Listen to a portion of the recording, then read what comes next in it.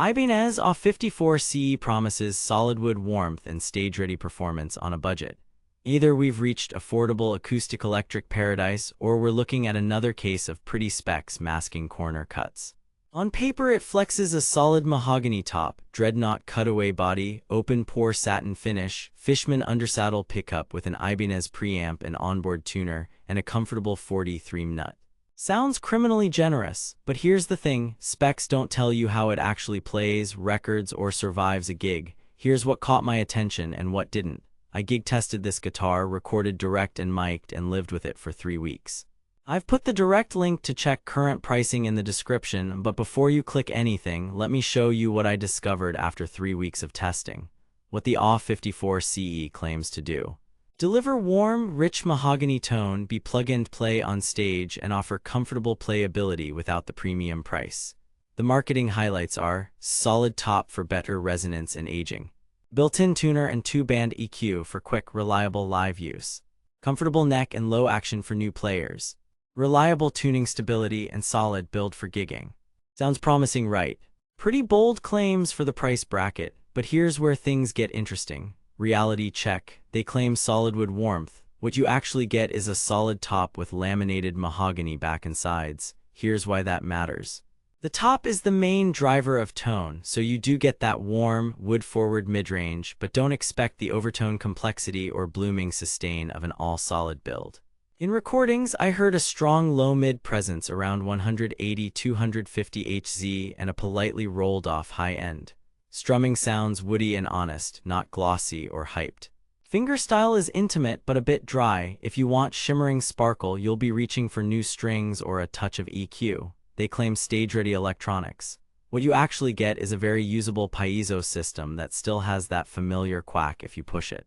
The Fishman Sonocore-style undersaddle pickup into the Ibanez preamp does the job. Output is healthy, the onboard tuner is quick and accurate within roughly a cent or two, and the 2-band EQ is responsive. But let's be real here, an undersaddle piezo is going to emphasize the 2-4K Hz zone. At a cafe gig, I had to pull about 3 dB around 3.2K Hz on the PA, add a touch of reverb, and it sat nicely in the mix. Noise floor is acceptable, not dead silent, but not a hiss factory either. Here's where it gets mathematically impossible. If you're expecting warm, mic'd body realism from a sub-$400 piezo, it's not happening. That's just physics and price point. They claim comfortable playability out of the box. What you actually get is a decent factory setup that may need a tweak. My sample measured roughly 2.9 on the low E at the 12th fret and about 2.2 on the high E. That's playable for strumming, a touch stiff for nuanced fingerstyle. A simple truss rod tweak and sanding the saddle down about 0.5 millimeter brought it to a sweet 2.2 bass side without buzzing. I also saw a couple of fret ends that felt a little scratchy in dry room conditions. A quick fretboard conditioning and humidity brought them back in line. Many user reviews echo this. The guitar is totally capable, but a setup elevates it from good to great. They hint at premium build quality. What you actually get is solid for the money with minor imperfections. The open-pore finish feels fast and natural. There's the occasional tiny finish sink over the pores and a bit of visible glue inside the sound hole, normal at this level. Tuning stability with the die-cast machines was fine over a week of rehearsals using 12s. It settled in after the first few days and held tune through 2-hour sessions. Intonation stayed within roughly 5 cents up the neck after setup, which is absolutely giggable. The plot twist.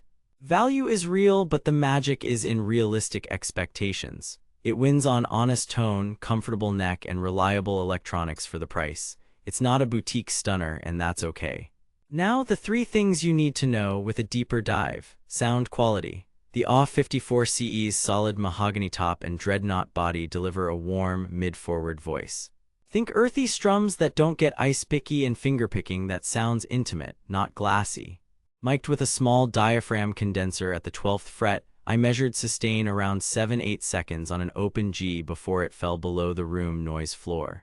Compared to a spruce-top competitor like the Yamaha FGX 800C, the Ibanez is darker and woodier, less sparkly on the top end. If you're a singer-songwriter, that mid-range sits nicely under vocals. If you want shimmer for solo instrumental work, consider brighter strings or a spruce-top alternative. Electronics. The onboard system gives you volume, bass, treble, and a snappy tuner. Direct into an interface, it tracked cleanly at moderate gain, and I didn't hear weird low-end thumps or ringing from the undersaddle element. Here's what nobody tells you: paizos love consistent pressure. Make sure your saddle is flat and the strings are properly seated, otherwise you'll get uneven string balance. Also, a simple EQ move, dip around 3k Hz and add a gentle high shelf at 8-10k Hz, makes this pickup sound far more expensive than it is. Build quality and playability. The neck is a comfortable C with a 43 nut and a 25.6-inch scale, so tension feels slightly firmer than a 25.5-inch Fender-style acoustic, but totally manageable with 12s. The open-pore satin neck is fast, no sticky gloss. Ibanez Advantage bridge pins make string changes easier, a small but real perk. What the marketing doesn't mention: you may encounter high nut slots on the low strings. If first position chords feel stiff, a quick nut filing by a tech transforms the feel for not much money.